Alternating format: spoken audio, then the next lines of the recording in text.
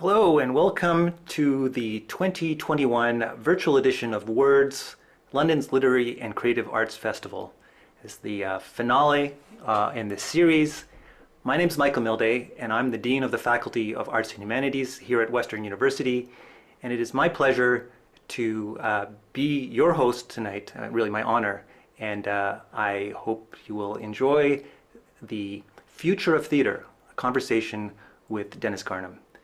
I'd like to start by acknowledging that the territory on which our talk is being held is on the traditional lands of the Anishinaabe, the Haudenosaunee, the Lenape, and Chonnonton peoples. And this land is connected to a number of treaties that form an integral part of the history of this territory. It's a history that we don't always fully understand, or understand only from our own limited point of view.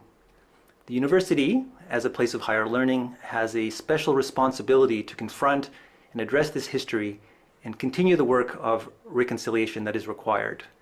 In these difficult times, when so many things are demanding our attention, I think it's important to remind ourselves of the ongoing work that we have in developing our relationship with the Indigenous peoples of Canada.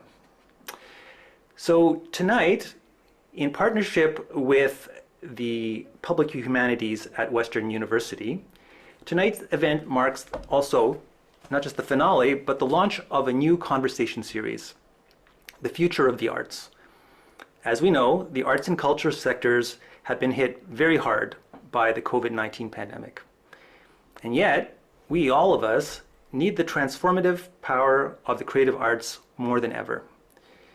Taking up the question of how we can place the arts at the center of recovery strategies, the series offers the chance to reimagine our creative community and to consider how the arts, culture, and education sectors can emerge from the coronavirus pandemic stronger and more resilient than ever. The Future of the Arts series will run throughout the winter-spring season of 2022 and will focus our collective attention on the role of libraries, galleries, museums, as well as the future of music, film, publishing, the humanities, and more.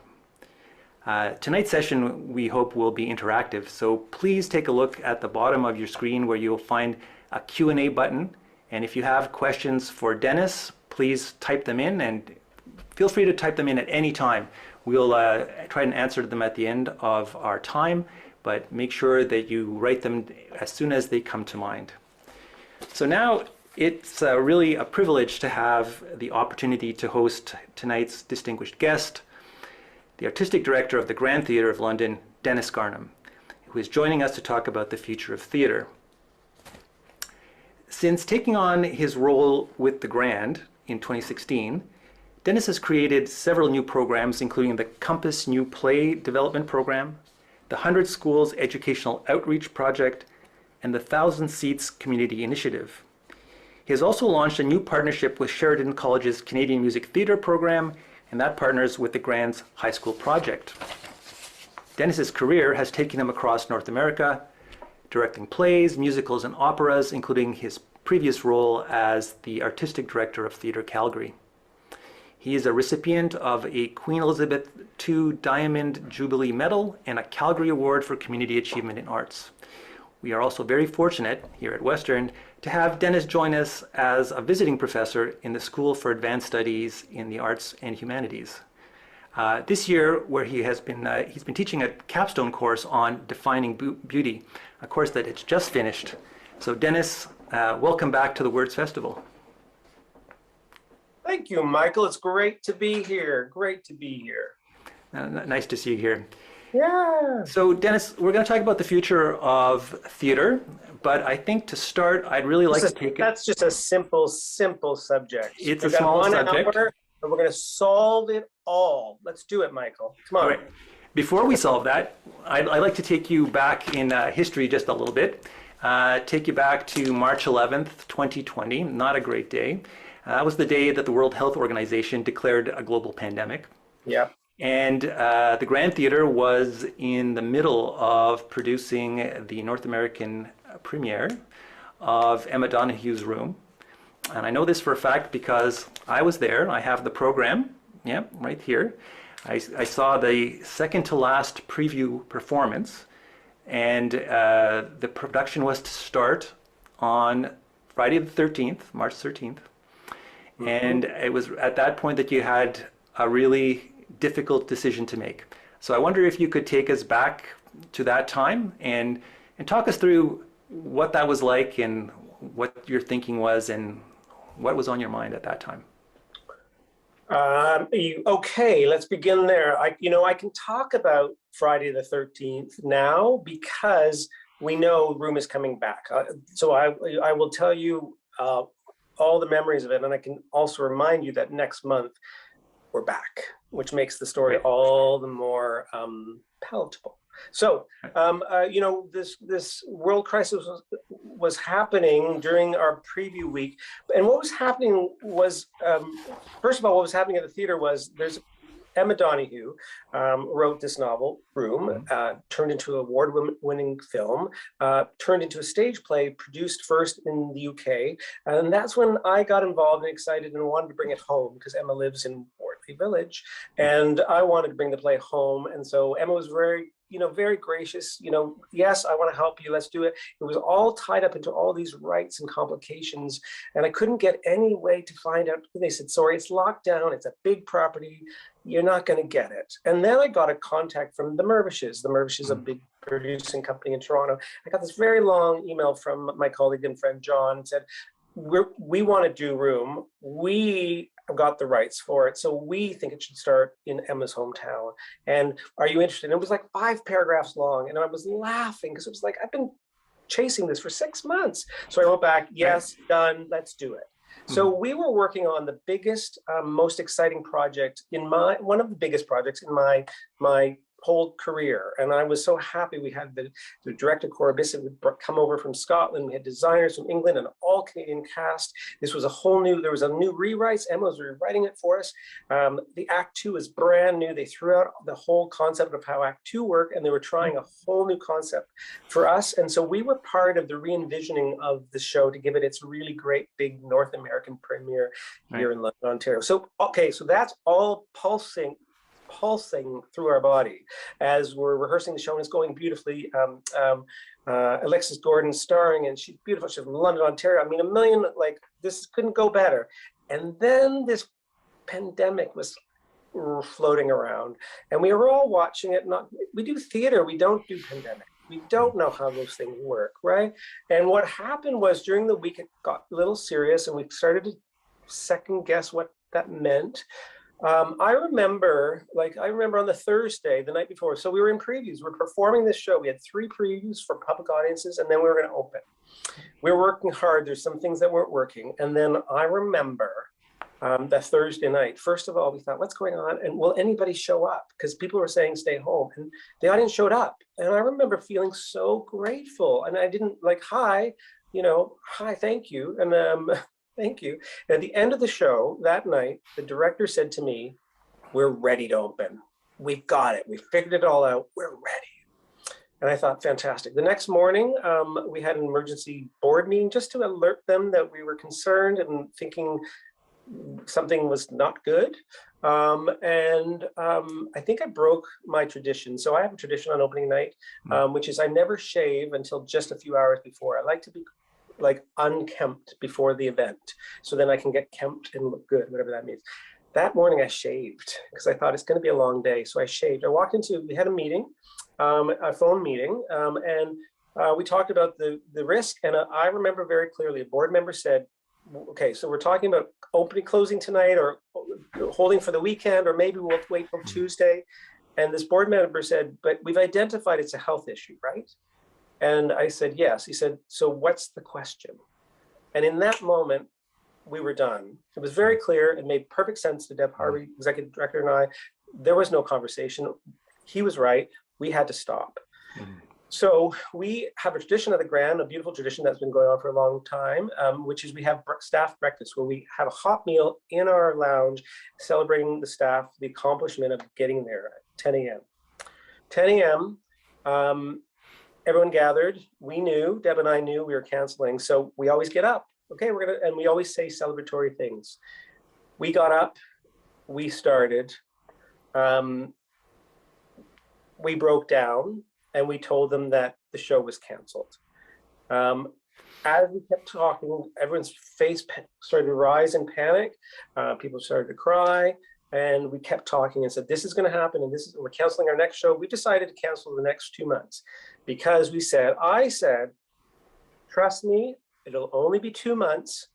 We're going to take the hit right now, and in 2 months we'll be back. Everything will be okay in 2 months." And then later that day, we had to go to that's when like the, irrational happened. We said, okay, we'll film it. So we had the cast. We said, we're not opening tonight, but keep rehearsing because we're going to film it on Tuesday for no audience. So they kept rehearsing, and then we all went home. And then the next day we canceled everything. And we basically sent everybody home. And I'm actually in my screen here. I want to show you that. That's actually a picture I took about a week after that, March 13th. That's actually the set of Room, and that is the ghost light. That is the light that we literally have on every night when we're not home. And so that's the view from the wings. And that set sat there and collected dust for about 4 months until we could figure out what to do with it. And then we took it away, and then we put it in storage. And then, if I can keep going on this, Michael, the happy story and the moment I'm excited and can't wait for is when the show never opened. It literally never opened. We kind of snuck in a reviewer from the Free Press the night before, and that was part of the beautiful story because we got a call. We were closing, and Joe Belanger from the press said, "I've written the review. I'm publishing it as is. I wrote this before I knew anything that you were canceling. So this is it had nothing to do with your canceling." And so we are back. We are excited. We start rehearsals on Monday, pretty extraordinary. And everyone's coming back. In the show, we have one young boy who has to look 7. So we had 2 boys to play the role. And of course, they've outgrown the role, which is heartbreaking. They never performed the role. These wonderful boys. So we've recast it. We have 2 new young boys, and they will start with us on Monday, and they will join the company. All the creators are coming back. We're going to open. We're going to run here at the Grand. And what's really exciting, really exciting, is the Mirvishes have got extraordinarily excited about the project. So when we were going to do it the first time, it was going to be with us for 3 weeks, and it was going to be off Mirvish in Toronto for 3 weeks. Because of how well it's gone, the Mirvishes came to us and said, we want to make it a main stage production. So it's now running for 8 weeks in downtown Toronto after us. And that's going to give it a really big life. So we are seeing the golden lining on this one. And we were really excited by getting to see it again. And of course, a play about people held captive in a room was exotic 2 years ago. It's not exotic anymore. I mean, I think it's going to be very intense. And I think you're going to understand, if you thought Emma Donoghue was brilliant before, you're going to appreciate her insights and her genius even more.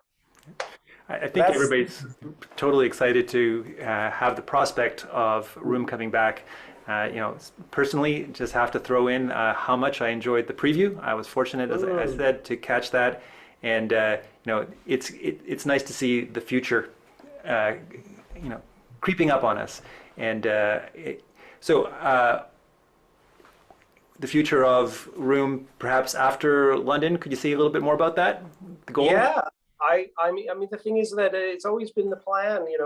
We are world curious, London proud, and this is a London proud project that we think the world should see. And so we do have producers from the UK, and we know people will be coming up to Toronto and London to see it for future live. So this is only the beginning of the journey of Room, and again, we like to believe, and this is what we're saying about all the projects that have been held, is that they were meant to be held, and then they will be even stronger. Such as Grow. Grow is our musical that I was 5 days away from rehearsing it. I had it all ready, completely ready, and now we're unpacking it again. And we're going to premiere this beautifully funny musical at the end of our season. And what's extraordinary about that is there were some things about it that the lens was not right.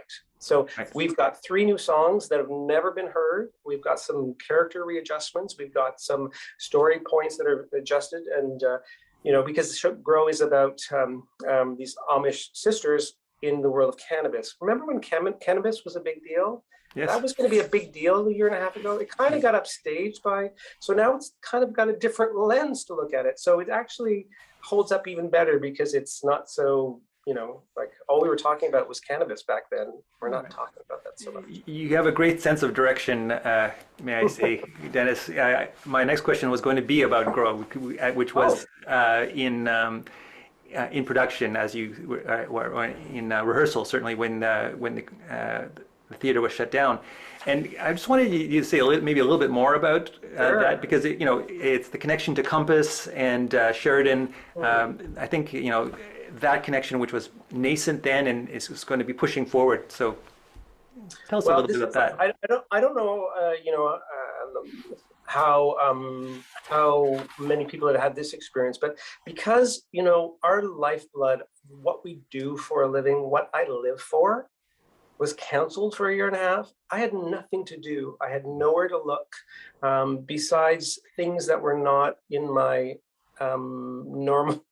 I pick plays and stage plays. I don't deal with crises and shut down buildings. I think the other thing about the March 13th is on March 14th, I thought, are we going to close the Grand Theater? Is the Grand gone? Mm-hmm. We were so terrified for a few weeks because who's going to pay for all these people not to come to work? It was terrifying. And so the other story is Grow, and Grow is this musical that from the writers of Prom Queen, Colleen, Akiva, and Matt, they've written this very beautiful, funny musical all about these two. It starts on an Amish community, and these two Amish women, sisters, go off on their Rumspringa. They come to the big city of Toronto. They fall into the wrong part of Toronto, and they encounter both illegal cannabis and legal cannabis, and have to figure out who they want to be in this world. So it's this really very funny, very touching, very beautiful, very thoughtful, very contemporary musical that we joined when it was a show called Rumspringa. That was a fringe festival. So I've been working with this team for 3 or 4 years now, and it went from Rumspringa to its new title, Grow, and it was rewritten, and we did a workshop at Sheridan, as you mentioned, the Sheridan Musical Theater Festival. We worked on it with a bunch of students and rewrote a whole bunch then, so we had a whole life together as a team.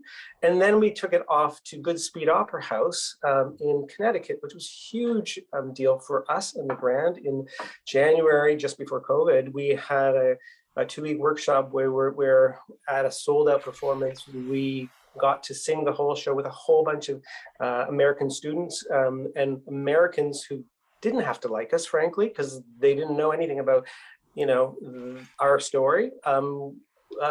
Ate it up and laughed at the Toronto jokes and laughed at cannabis, and there was this kind of this cacophony. So then we went into production, and as I mentioned, we were so ready. We have the cast, we have all of everybody. So it is coming back. We have adjusted it. Everybody who's on that team in the first place has been invited back to come back, and we're excited that almost everybody except one actor is busy with something else.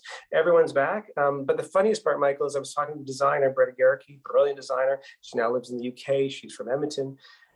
I was talking on the phone saying, can you, I was looking at the pictures. I couldn't remember anything. So we created this whole world. It's very fantastical. I said, why is it like that? Oh, that's fun. I was like, oh, that's cool. Why do we do that? Oh, she's like, remember you like this thing? Oh, I did. Is that my idea? I can't remember. Like, you don't do a project and put it away with no notice and have to remember it. So I'm kind of like it's kind of like Christmas morning for me right now, because I'm like, oh, who's in the show? So I'm really excited about it. And we're excited about dusting it off, quite literally dusting off and bringing, and again, what was really interesting is the lens of this world of cannabis. It holds beautifully, and the other thing is the heart of the show is these two sisters who, in the end, discover that being sisters are their power is everything. And the big song of the show is wherever you go, I will go. So it's very uplifting, and it's very community. It's very what we haven't had for 2 years. So again, we keep saying, maybe it's a good thing we didn't get to do it 2 years ago. Maybe people hear it better, right? And Michael Rubinoff, the producers, he thinks it's meant to be that we had to wait. So we're excited to see what's coming up and looking forward to that. But there was that long pause, a very long pause, but you weren't exactly idle during that time. You described sort of the fear you had at the potential of the grand closing, but in fact you did something quite contrary to that, right? You launched very bravely a huge renovation. So what gave you sort of the courage to pour ahead with that? Great question. So the plan was, plans, remember Yeah. plans? Remember when you plan things? The plan was we were going to do room, then we are going to do grow, and then we were going to have 4 months to do a $9 million renovation. It was going to be fast and furious, all the lobby spaces, all backstage, a lot of on-stage transformation. That was the plan. We were going to get it done, and then I had the next, we had a whole season of plays we were going to do, and we had it all planned. We are going to squeeze it in. That was the plan. COVID happened, then we paused, and we didn't know what to do, and we didn't know if we could do. So every week, every day was a different, can we proceed with this renovation? And then it was also, should we, the initial part was very is it appropriate to be renovating a building when this pandemic's happening and we don't know what it means for human beings? And so it felt a little strange. And then we decided to go. One of the things is, Deb Harvey, executive director, extraordinary, all the money was lined up. So all this money was earmarked for this project. We couldn't put it somewhere else. We didn't have the money to go somewhere else. This was earmarked for this renovation, and we already had it. Can you imagine asking for it now? We would have never get it, right? So we said we should use this. After a couple of months, we decided, after a lot of meetings, to proceed with the renovation. So it was both thrilling. People said, wow, that was good planning. I said, well, it wasn't really planning. It was both thrilling, and I also realized at the end of it, it was kind of difficult because everything we had was ripped out. So even though it was really thrilling because we're getting better, I would look out to this empty lobby, or all the offices were gone. And when we had nothing, I'm like, I don't know if this is good for my psyche right now. But we did renovate, and we did, what it gave us was, the 4-month renovation turned into a 12-month renovation. We took our time. What it meant was we did things better. So when mistakes happened or decisions weren't quite clear, we said, can we just wait on that one and let's just really figure it out? So it was a pretty smooth, beautiful renovation where we really got to enhance everything. So most of what you see in the renovation was decided pre-COVID, but we were very proud of it. So, we have all gender washrooms in all of the public spaces. So there's more access for all people. There's more rooms. There's more options. It's beautiful. It's classy. It's bigger. It's cleaner. And I always I was always amazed at this. Every surface of the Grand has been touched. So every floor, every wall, every glass, everything is brand new. And that sets us up really, that beautiful renovation was 40 years ago. It sets us up for the next 40 years. I'm very, very, very proud of this really bold red that's all over the theater. It's very cool. And I know, secret, I know that in 40 years, people, if not sooner, people are going to hate that red. But that's what I had to do. I love that red. And so we just slapped it all over the place. So it turned out to be a gift. And it's grateful because we use that also, Michael, as really a way to think about how to come back different, right? So I just want to throw in a question. I mean, yeah, were there points during the renovation when you sort of had that dark night of the soul where you're like, we're doing this, but it may come to nothing? Is that, yeah? And so how do you deal with that exactly? I mean, you must have had sort of a reservoir of optimism that you drew on, right? Because how else do you go on? Yeah, you do. And a reservoir, say that one again, a reservoir of optimism. That would be most people in the theater. That's such a great description, Michael. That's what we do. We believe, and we fantasize, and we hope, and we really dream. I said something to the staff, near the end of it, or when we were in this precipice of like what's going to happen moving forward, and I said I'm going to ask you to consider a word I've never asked you to consider before, and the word is faith, because the only way we're going to get through this is faith. We're going to believe. We have to believe it's going to happen, because if we don't believe as a group, it won't happen. So that was the way I found a light through it, was to say, no, I'm going to make it conscious, that, because there was a lot of, well, you know, like what I'm proud of, what we've done is I think we've made a lot of right decisions through these periods. It all looks pretty straightforward. Yeah. Everything we decided was a lot of work. Like when we canceled Room, that was a big grow, and then we canceled a whole season, and then we went online, and then we had to figure out which things to do. There was a lot of decisions made through all this, and it took a toll on, I mean, the other point, Michael, like it took a toll, a terrible toll. You know, we know this about the world. The staff, it cost the staff. It was very, very hard, I think, for the staff to go, I'm not going to work. There's nothing for me to do, but carpenters are in renovating the building. But I'm sitting at home doing nothing because there's nothing for me to do. And will I ever come back? You know, so like the layers upon layers of like, and there's like, some people had guilt. I had survivor guilt that I was there working, and when the staff wasn't working, you know, and people would say, can we come to work? I said, there's nowhere to go. Literally, you're not allowed in the building, and there's nothing to do. You know, and people would say, I'll do anything. It's like, I know, but there's nothing to do. But now it's complete, right? And now it's complete. So I wonder if you could sort of walk us a little bit through, you know, what kind of things were changed? What were the improvements? What were you mentioned the washrooms and accessibility, right? Yeah. Those are things. But what else? What sort of things really excited you about the renovation? One of the things we all agreed on, Cornerstone Architects was the firm, and we had a committee. One of the things we agreed on, it was that the floor plan and the world that was there was great. What they had done 40 years ago was great. Our job was just to bring it up to date, right?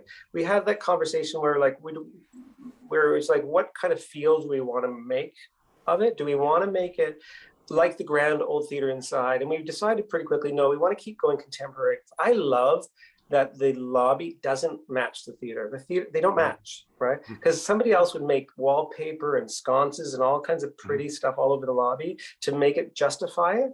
They don't match. So we went the other way. We went very high tech, a lot of high tech lighting in the ceiling that I love. It's very flexible and fun. But so there was those conversations, and again, it really was about accessibility and cleanliness and brightness. The thing that I just won't surprise you, the thing I'm most excited about though is that we created on the upper floor that's now called the Drula Lounge, which is our party space. We took down a big wall, so the space is way bigger, but we created a stage. And so we call it the bean stage. It's the shape of a kidney bean, and it's very organic. We have lights and sound, all very specific. And the goal is that we can have more offerings up there. So more concerts, more local bands, more trios, you name it.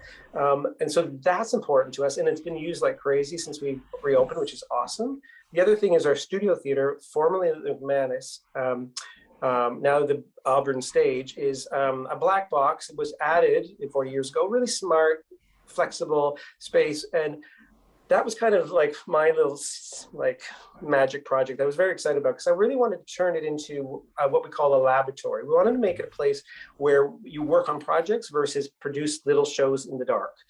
There was a time when sitting in the dark in a little black box was very important aesthetic, and you know, from my travels, especially in the UK, it's very not that anymore. It's all meant to be, your imagination is everything. You've got it up there. You don't need to be immersed like in a film. You need to use your imagination. So with my designer friend Alan Stitchbury, we went down there and looked at it, and Alan said, let's turn it to what it is, which is a concrete bunker. So now our incredible scenic painters have repainted it to look like cement.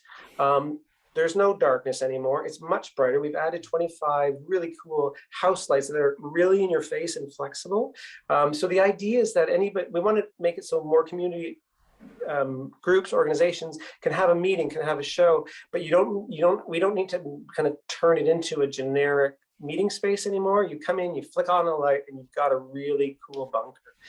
My favorite story about that part of the reno was when we were painting it. So a black room being painted cement, and some people who didn't know the room came in, and the painters weren't there, it was half done, and they said, "Why are you painting it black?" Like, no, we're painting it cement. It was because they're like, oh, what? They couldn't, because it was that good. Our painters are that good. And so you walk in and it feels big and bright and anything's possible. So that's pretty cool. That's a pretty cool thing. And then the last thing I'll tell you about this is the improvements on stage that are very important. So there's a whole new fly system. So how scenery goes up and down. It's a $2 million effort that you won't see, but you'll feel. And lighting and sound. We now have a surround sound system that we really show off in our holiday concert. So when you're sitting downstairs, if you sat there in the back in the old days, you couldn't quite hear. Now it's like you're immersed. It's surround sound. So it was like a long list of things that we wanted to get right. And we kept saying, Deb Harvey kept saying, we only have one shot at this. Let's just do it right. So we've really tried to do it right.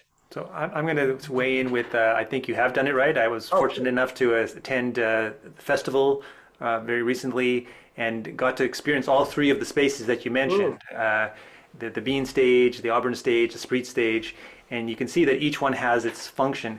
I think also, and I wonder if you could comment on this, the sense that it's really a community space where, it's not just the Spreet stage and sort of that formal theater stage, but there's space there for the community that you can actually have different kinds of events that will really bring people in. Is that the intent? Yeah. The idea with this is that you come early, stay late. Like that we want it to be a gathering place. That's one of the words we use a lot. We want people to come. I'm going to this show, but I'm going to go early, and I want to be part of the whole experience. One of the things that will happen next year, probably can't happen yet, is them like we want to animate those spaces all the time. So we have to be careful because we're still re-entering. But the idea would be that you could come and see two parts in two different places, and that the community is involved all over the place, right? Because that's really the offering that we want. So there could be, just when I'm, it's just Michael, just when you let up on those, like when you can solve all the pandemic problems of the world, we can have 3 parties all at once, like we've got the ideas. We just gotta wait till we're safe. So we're working our way to the future. We sort of went back to the past. We're through the renovations. Maybe I'll take you to the current production that you're working on, Home for the Holidays. Yeah. So I mean that's sort of bridging the present and the future because it's just starting. So what was the inspiration for the show? Yeah, it's a great question. We hummed and hawed a lot about, again, you got to always, everything we're doing, you have got to go back 8 months or longer, right? So 8 months or a year ago, we were like, what Christmas show can we do? So we had Christmas shows that we wanted to do. We have a big tradition of the Grand, of, big holiday Broadway musicals that people would recognize, and we would have over 25,000 people would see one of these shows every year, right? Amazing. Wow. But we looked into the future saying, I'm not sure that people will be back then, and what if we go halfway down and then have to cancel all of that? So we had to be aware of that from a financial point of view, but we also had to succeed. So we all kind of agreed pretty quickly we should do something smaller in scale and a concert. And then I said, I think I'd love to build a show. And so very quickly this idea, Home for the Holidays, I popped out of my mouth when I like, it's an obvious song, Home for the Holidays. And I said, I like that. And when I started to work on it, I realized very quickly that I was passionate about the home, and the home was the Grand Theater, not your home, our home that you come to. Because one of the things I love, you all know, I grew up in London, Ontario. I'm a London boy. It's the first theater I ever saw was here. I apprentice stage managed. What I know though is my story at the Grand is everybody's story. Like everyone has better story. I've got a great story. I got married at the Grand Theater, which is true. Everyone has better stories. Ushers tell me these stories about the 500 shows they've seen, or the when their daughter did this, or everyone has stories. It is home for many, many, many, many people. And when you walk into that building, you have that powerful feeling. So I wanted to do that. I wanted to acknowledge that it's scary to come back. I wanted to acknowledge the holidays, and I also wanted to reignite the love of the Grand. So in 90 minutes, we have this extraordinary group of 8 singer performers doing, the best comment, Michael, people keep saying to me, it's unique. And I'm like, that's actually the best thing you could say. It's not what, some people are like, oh, I thought they would just do a holiday concert. I was like, yeah, I don't do that. I don't see the joy in that. I want to give you, so in the show, you're going to get a lot of songs you recognize, beautiful costumes, beautiful scenery, beautiful band, but there's also going to be some songs you don't recognize, and they're really quite silly and stupid and new. We're currently, like the current favorite is the song, Why Do I Live Where the Air Hurts My Face? Which if you walked in London, Ontario today, you would be singing that song, right? So I wanted to presence, because the holidays is many things. It's many things. So we're having a good time, and audiences are coming back. Not in the numbers, no, not in the numbers. Like, so, what's scary is people hear, oh, we're at 100%. So they think, oh, it's packed out. It's not packed out. It's not packed out. It's about half at most. So if you want to come and you're nervous, you can come and you can sit far from people. There's room to be away from people. We're all masked. There's, the cast are tested and they're distanced from the front row. But it's a show, and we're back. And here's what, if I can tell you this, Michael, give it away a little bit. But what happens at the beginning of the show, an artist comes on stage and says something about wanting to be back. This light has been on for a very long time, and then they turn off the light and magic happens, and it gets very big.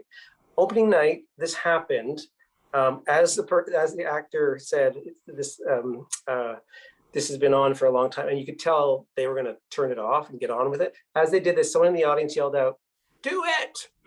And then they did it, and the cast started to come on, the music went on, and the audience leapt to their feet. Wow. Standing ovation 30 seconds into the show. And the standing ovation was so beautiful because there was about 25 people on stage trying not to cry, looking at all you beautiful people standing up. But it was community, and they were standing up so much for themselves as they were standing for the Grand, as they were standing for the artists in front of them. So it was really extraordinary. So please come, and I'm very proud of it. It really is, someone said to me, wow, that's all in your head, eh? That came in your head. And they said it in a really nice way. And I was like, yeah, that's my brain. So I can't stop myself from asking you kind of a philosophical question on the basis of that. Okay. I think it's pretty clear that there is something, remarkable, extraordinary, unique that live theater gives us. I mean, the people's reaction to the actor that you just described. And so what is that exactly, right? Because surely that's what the future of the theater is going to be about. So how do you understand that, whatever it is? I love that question, Michael. Every time things happen in the world and like theater's at risk, like about 10, 15 years ago, film was so big, and what they could do with their pyrotechnics and their computer generated blah, blah, blah. There was just like, the writing came out, is theater dead? Because the film's going to take over. And I was like, no, it's so not dead. They're going to get so bored of this stuff. And that's what happened with film, right? What happened was people were like, oh, so like to me, when I watch a film and it's perfect, it's because it's all fixed after. So I know it's not live. And I know when I'm in a theater, it's live and I'm communal, and that human being is pretending in front of me. They're pretending, and I'm going to pretend with them. And that's gorgeous and beautiful. And so what happened with pandemic, we all went online and we did our best, but it wasn't good. I didn't like doing it. It wasn't good because we don't do film, right? We do live theater. So when you come back, then if you notice, like all that online stuff kind of went away. We all stopped doing it, right? And so now that we're back, and just that feeling, and that was the other thing that people were saying last week in particular, just being back, it's like being with other human beings is just, extraordinary. You can imagine this, Michael, like imagine what it's like for the artists. They haven't worked. Right. And they get to go and they have had a mask on. They come into a room and they get to rehearse. That's something they haven't done for a year and a half. It was intense. There was a lot of tears. There was a lot of like, I don't know if I can do this. Right. I want to do this. So I feel the pressure to be great for the Grand Theater. And I have to just say, you know what, just do your best. Just do your best, right? So the intensity of that is, to your point, if anything, it doesn't reassure. I knew this to be true, but it is nice to be back, and we'll never go away. Theater will never go away. I'm not worried about it. I wonder if also there's a sense in which theater benefits from one of the phenomena that I noticed during the pandemic is sort of that emphasis on the local. Right? People were supporting local businesses, local restaurants, local endeavors, and there's probably nothing more local than theater because you actually have to be there to have it. Do you think there's some of that underwrites this as well, Dennis? Well, I think it's a great point, and I think that's like when you all come see my show, Home for the Holidays, now playing till December 24th, you will see that in the show we reference it's not a straightforward concert, but we actually have the actors pointing out the crew. So you'll see the crew, because I wanted the audience to really get to see the crew, the real crew in action. And we introduce people like Steve, who's been on our stage deck for 30 years. Mm-hmm. And we do that all through the show to humanize it. So to your point, these are London, Ontario people who make a living going to the theater. Mm-hmm. And so we support these people, or they don't work. And we've got they come to this person, if he can't do this, he has to leave town. There's nowhere else he can do what he does, right? So I think this idea of local matters. I mean, but I also think it's hard for people to feel confident. And so I also understand it will take time. Like I think, come when you can. You'll come when you'll know. So I'm going to take us into the future a little bit now, but before I do, Dennis, I have to ask you about your fingernails. Oh, yeah. Is it distracting? So one is, you mean you really want to know why one's not like the other? So these are, I've never had done nails in my life, yes. And part of my thinking different, being different, and honestly, when I started rehearsals for Home for the Holidays, I did it the night before. My kid did it for me. And I went in and I said, just when you see these are actually my gratitude nails. So when you look at me and you see them and they distract you, think, oh, he's grateful. Mm-hmm. I'm not saying you need to be grateful. I'm saying just know he's grateful that he's back in the theater. So I forget now. I was very embarrassed. I go to the store and people are like, what's on your eye? What's on your, it's kind of fun. I also have a life philosophy. I really do. Try everything once. Okay. So I'm trying this. So one thing you're definitely going to be trying in the theater, as I understand, is a really strong commitment to anti-oppression through the arts. And I just wonder if I could get you to talk a little bit about that part of your mission and how you see theater filling. I think there's a real hunger for discussions of social justice, of equity on many different planes. Mm-hmm. And what can theater do in that space? Well, great. I'm glad you're asking. And I can tell you what we're embarking, what we've begun, what we've learned is, mm-hmm. One of the things I've learned about in this last couple of years and all this work is it's a spectrum of knowledge, right? We're all in a different place with our understanding. I was somewhere, I was over here a little, I'm trying to get further over here in terms of my understanding, both of my privilege, both of my power, my position, what I have been able to facilitate, what I've not been able to facilitate. The word grateful keeps coming to mind. I think a lot I describe it as conscious and unconscious, like what I've been consciously doing and what I've been unconsciously doing. So so at the Grand, we've been looking at it. We've started with a committee. We've started to figure out both what in the plays we're telling, but I think really that's one step, and I think that's in the theater, that's kind of the obvious one to get right. Like we're kind of aware of that. What wasn't obvious was who's telling the story and how are we telling the story. So that's where I think we really have a lot to learn, and we're trying to change our practices in terms of who we hire and who we should be hiring, both in the plays, but in the production teams, we were changing that up, and also in our staff. Alexander Kane is a person who now represents Black Lives Matter, and a few months before COVID, she was in my office, wanted to meet with me, and musical director, and I didn't know her well enough, and she said, "I don't see anybody who works here who looks like me." And I taken by that, and it was one of those, you're right. Right. And she also said that, I love Alex, and she also said, "You need to hire me." And she was so great that, we hired her. And then she did the Christmas thing last year, the film, and then she's the musical director on the holidays. And she literally holds my hand sometimes to help educate me personally. But also we're looking at how to do things different. We've hired someone, Alan, in the title of Community Engagement Manager, because one of the things we realized with the Grand is we've always tried to do plays different, and then we have done, and I've done this my whole career, had done a bad job of inviting people in. We're like, well, we're doing this kind of play, so we'll just email one person about this play, and they should just buy all the tickets. They've never felt welcomed before, but well, we're doing a play about them, so they should feel welcome. Terrible, wrong, right? So that, again, learning. And so Alan's been hired, and Alan is working with seeking out communities, all communities throughout London, and starting to bring new voices and people to us, and really starting to, like, his first task was to say, "Why aren't you coming?"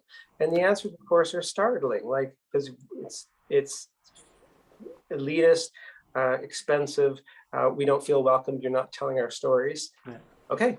So how can we? So bit by bit, we're looking at that, and of course, we're also looking at how it works with the people who work here. So we've done programs with the whole staff on Zoom. We spent a lot of time on Zoom in the last year with staff in something called Shifting Perspectives, where we worked as a whole staff and a full board, walking through, understanding our biases and our privileges, and so we're working on it.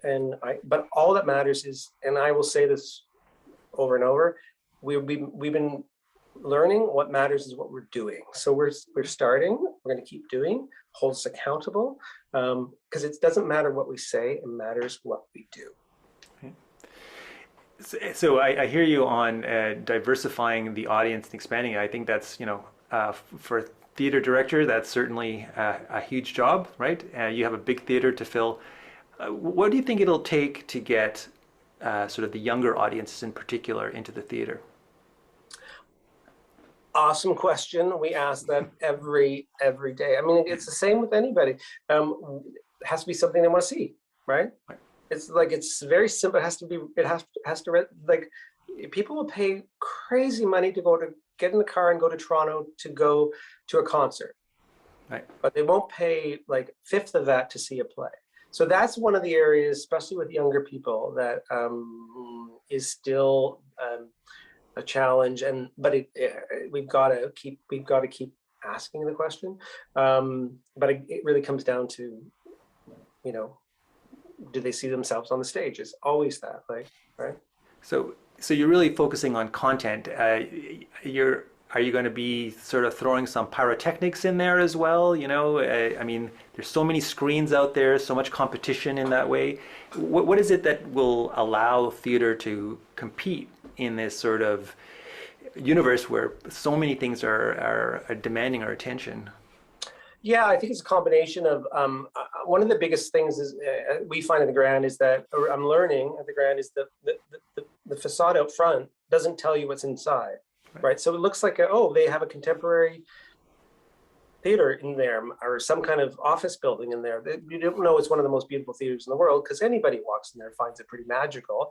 So there's that thing. And it's also again, it's just as simple as how do I cross over? Like, it's so uninviting, apparently. Like, people still ask us, like, what do I have to wear? Well, it's like, you wear whatever you want. Have you seen me? I don't wear anything very good, right? So it's partially that, but I think it goes down to great stories well told. So it's not pyrotechnics. Like, I'm not doing that. You know, the amount of times, Michael, somebody says to me, like, I got the perfect show. Everyone will buy tickets for it because it's da da da. And it's like, that's not what I do for a living. Present the obvious, right? Like, we're not.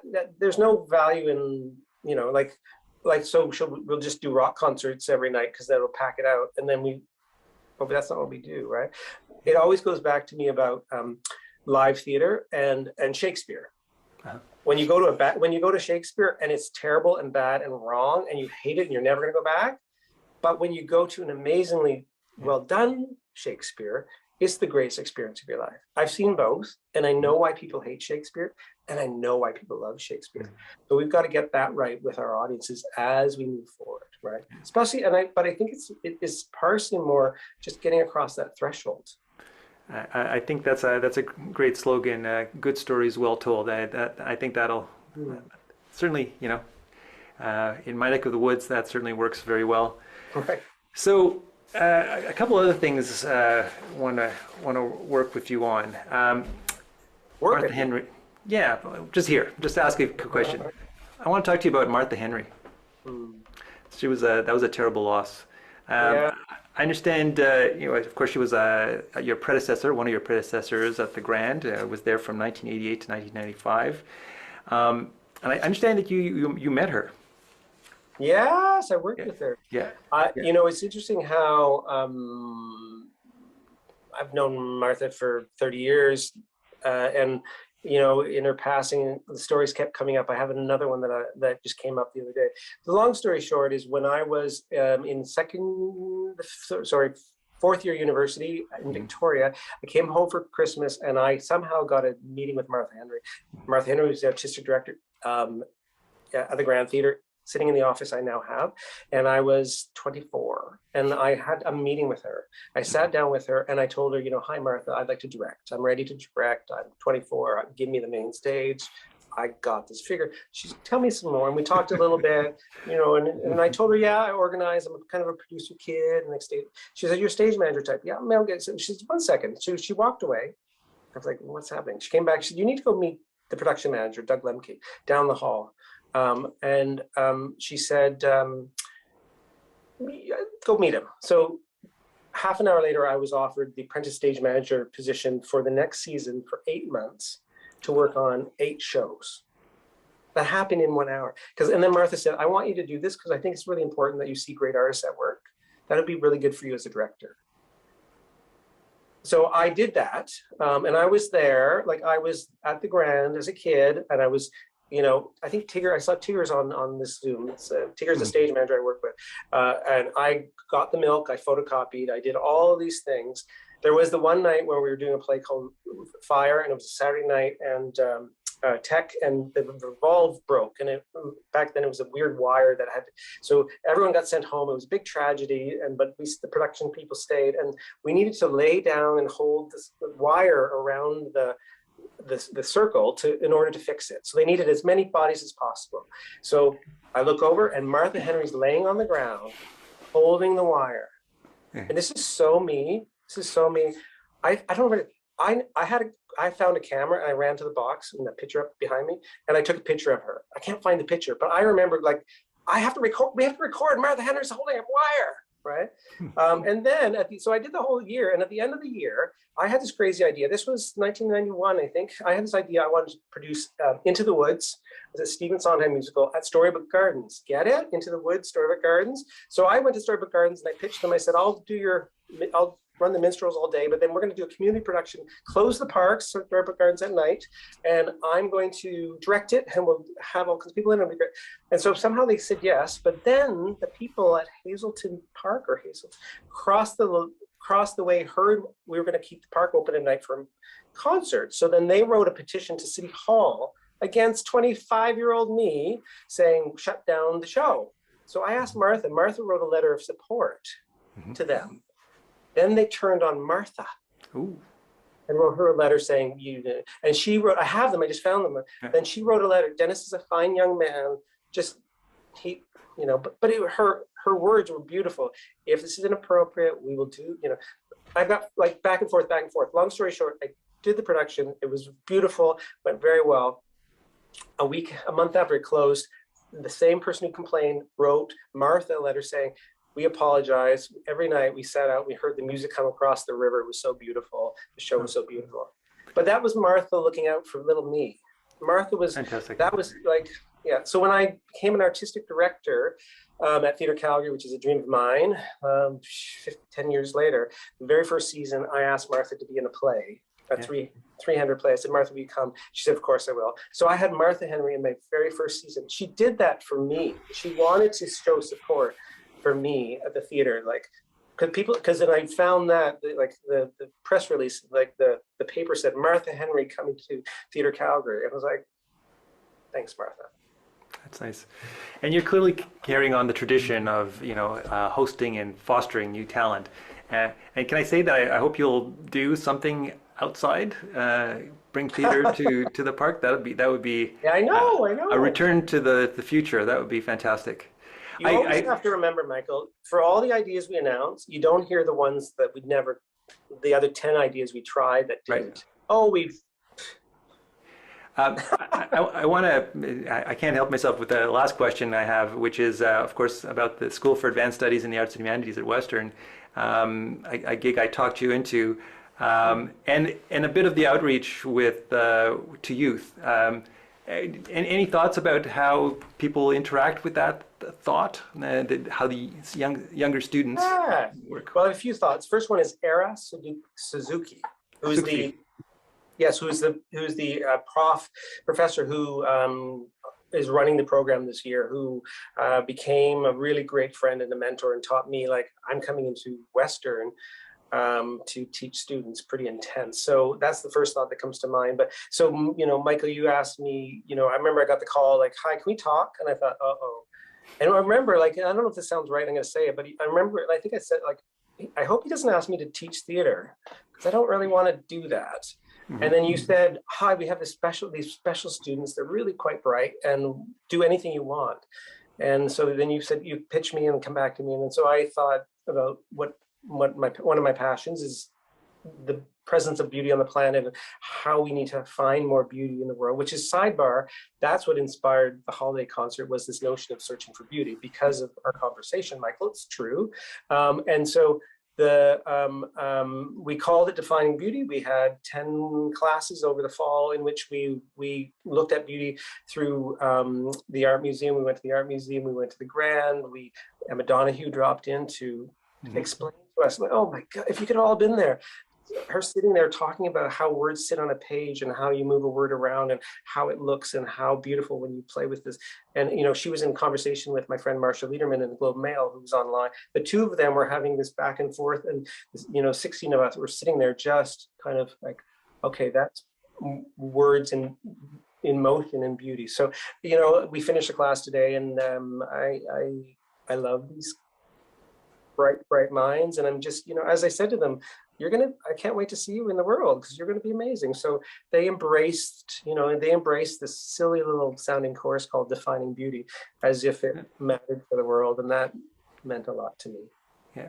And it's that kind of engagement that I think that you want to, with the theater and with the youth of London and further afield. You just want to bring them in and give them that sort of charge. Dennis, thank you. We're just running out of time here, but we do have time for some questions. And I see we have a couple of questions in the Q&A. People took us up on the offers. You can also throw things in. I'm speaking to the audience here. If you have a thought that you'd like to put to Dennis as a question, don't hesitate to throw it into the Q&A. One of the questions here is, will you bring back Cabaret and go on tour with it?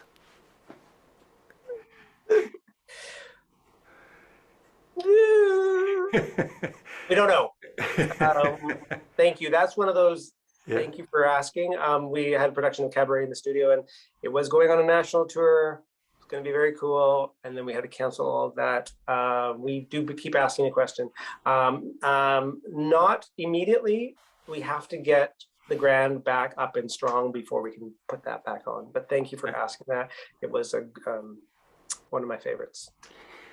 So one of the questions here sort of actually connects quite nicely to that, and it's a question about what's next, right? So I think there's a lot of excitement about Room and Grow as we've talked, but you did talk about the kinds of stories you're looking for. Can you say a little more about what kind of stories you think need to be told right now? Yeah. I love that question. Part of that is now the greatest question, what's next? Because that answer changes every day because the world is changing so fast. So so we're working on season planning for next year, and we've got a plan, and we got a plan A, B, and C. What's really kind of inspiring is I have to be vague when I say this, but I had some really awesome out of the box thoughts for some shows that we had never considered to do here because they are risky and cool and fun. And we went to get the rights, so we have to get legal rights to do them. And the two shows I'm thinking about that you would love, the rights are locked up for Ontario.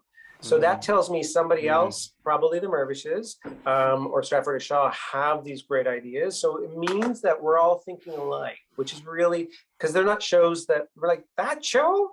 Why would that show be locked down right now? Because it's whatever.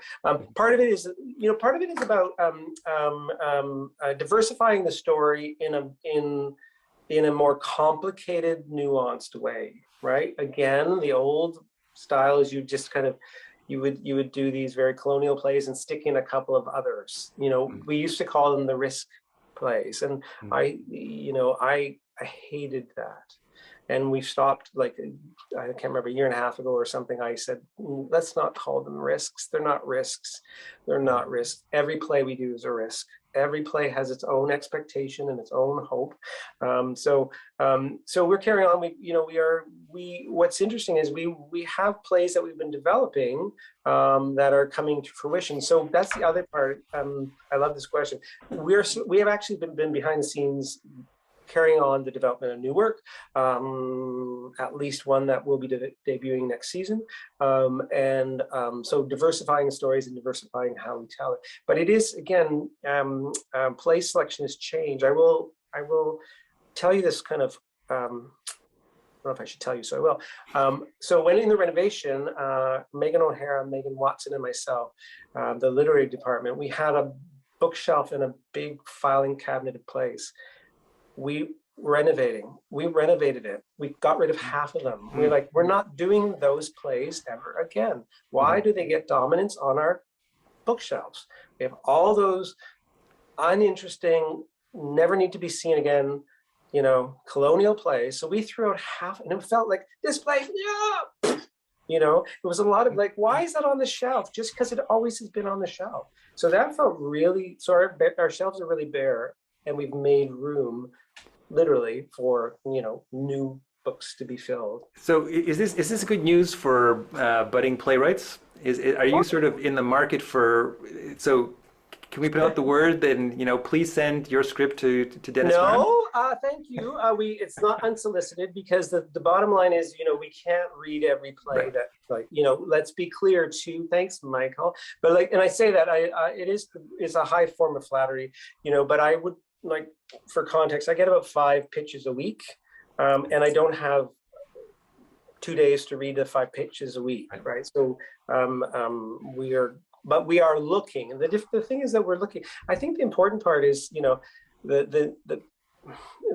is the time to tell your real story of your real life experience, and believe that it will have a chance to be seen, right? There's like, because I think that's part of it, is that there's so many storytellers who felt they will never be considered, while we are considering better or trying now to, factor that in. So we have another question from the audience here that's really about genre, really, I think. And it's what's your thought about interactive theater? And the question is, young people won't just sit back and watch; they want to be part of what's going on. Yeah, yeah. What do you think about that? What's your thought on that? Well, I'm a big fan, and like I also call it, like, we call it, sometimes call it event. Like, I think theaters need to be events. So sometimes I'm criticized because my shows are there's events in them. Like, so at the Grand, when we arrived, we have on-stage seating for some shows, and that was to break down the formality. So you could actually watch a play from on stage, right? Or you could be kind of inside it. So, we blind date where every night there's a different an audience member participates. So I'm all for especially with young people, of course. That was what was heartbreaking about our cabaret. It was so interactive. I mean, it was so cabaret was immersive, very intense, dancing on the tables. You were sitting in front of them. I mean, and the joke on that was, it was so anti-COVID. Like, we couldn't even, like, it was like the worst idea ever, is an interactive show. So, I mean, I think the idea of finding ways to engage either young people being in it spontaneously or choosing, like, I love all that stuff, like choose your adventure kind of plays, and for sure. So people can look forward to some of that in the future here. Absolutely, yeah, That's great. Yeah. Okay, and we've got just one last question here, and unless I get something else from our audience. So this is about the notion of presence of the audience and being present on the stage. And really, in the last year, we didn't have that, right? So a lot of theater went to sort of digital platform. There was a sense in which it's not, you talked about filming the plays and that it wasn't really your thing and that you didn't love it. But there's a sense in which it does allow access. Sure. Right? Yeah. And so are you thinking of, perhaps hybrid events as well? Is that part of the future of theater as well? Oh, for sure. And, part of I don't know not everyone else's world, but one of the things about the Zoom world and all of that, now that we're predominantly back, now Zoom is very convenient and helpful for us. Like, we can do all kinds of things now that we have production meetings across the country, or we play readings. That's really cool. You can get any actor you want because you're doing it online. And that makes it a lot more efficient and fast and fun. Part of the thing, here's the thing that people need to understand about filming. So if it's an original piece where all the participants are there and willing to sign into the filming of it, that is considerable. Like, you can consider doing it. But to film any existing play by, like, we could never film any of our musicals or any of our established plays by established playwrights unless we could actually, and they're not likely going to give us the rights to film it because it is so permanent. So it's like, it goes, so that's, we've got to keep that in mind. It goes back to why people always say to me, like, why aren't you doing Hamilton? Well, we're not allowed to do Hamilton. The second I can do Hamilton, we will do it at the Grand. That's about 8 years from now, if we're lucky, right? Right. I can't come from away. And Michael Rubinoff's one of my best friends. And every week I'm like, I think the Grand should do it first. I think the Grand should do it first. Wouldn't it be a great high school project? Wouldn't it be a great high school project? He's like, yeah, great idea. 5 years. Okay, thanks. But you like me. 5 years, and then maybe, so, right. But yeah, sure. And I think I also think once we get back to what we do, I think the idea of opening up, maybe we'll intentionally make sure we do something every year that is filmable, so we're more accessible. Because what we do love is that when we do, something that everybody can go to right now is the Grand Reopening Festival. So we created these 4 events for 4 local artists, and they traveled through the theater. And because of the traveling nature and our numbers, we could only limit it down to 60 people a night. So not a lot of people ended up seeing it, but that was okay because that was the nature. And it's very special if you got to be in it. But then the team had a really wise idea, which was let's record it for everybody else. So we filmed all that at enormous expense, but we just want to give it out, and you can see it for free or donation. You can go to grandtheater.com right now and see. You can actually see these incredible works that were created, as the first show's out, and they're free. So and anybody, it is kind of amazing. Anybody in the world can see them, right? I mean, that's pretty. My friend in France wrote today and didn't know, and I sent it to her, and she said, "Oh my God, I'm watching them all tonight." So that's kind of, yeah. So I'm not poo-pooing it. It's just that I think what I'm poo-pooing, whatever that means, is when I had nothing else but I think it was like film or nothing, right? Right. And that was what was really painful. So this can be sort of maybe a catalyst or a little bit of an additional element, but the core business is still the live, that interaction. Yeah, and I think the other part of that is that we need to live forward, and everything's just information that we can build forward. So, because I remember when we started the Zoom and all that, I remember someone on our staff saying, "We can learn from this. This is let's not this isn't one and done. This isn't do this till we get back. Why don't we really invest in understanding how this works, so that when we go back, we can use it?" And I was like, "Wow, right." It's not a stopgap. And to the points of the question, I think the future is going to be quite, obviously it's going to be a computer digital world. So we need to go there for sure. And I'm just looking at our chat and our questions, and it's clear that people are joining us from quite distant places, and it's lovely to have that opportunity to interact with them. Amazing. So I'm going to ask the last question. It's a good philosophical one. Uh-oh. Right? Yeah, and it's your own fault, because that's the one that you put to the School for Advanced Studies in Arts Humanities students. What does it make something beautiful? Do you have an answer for that?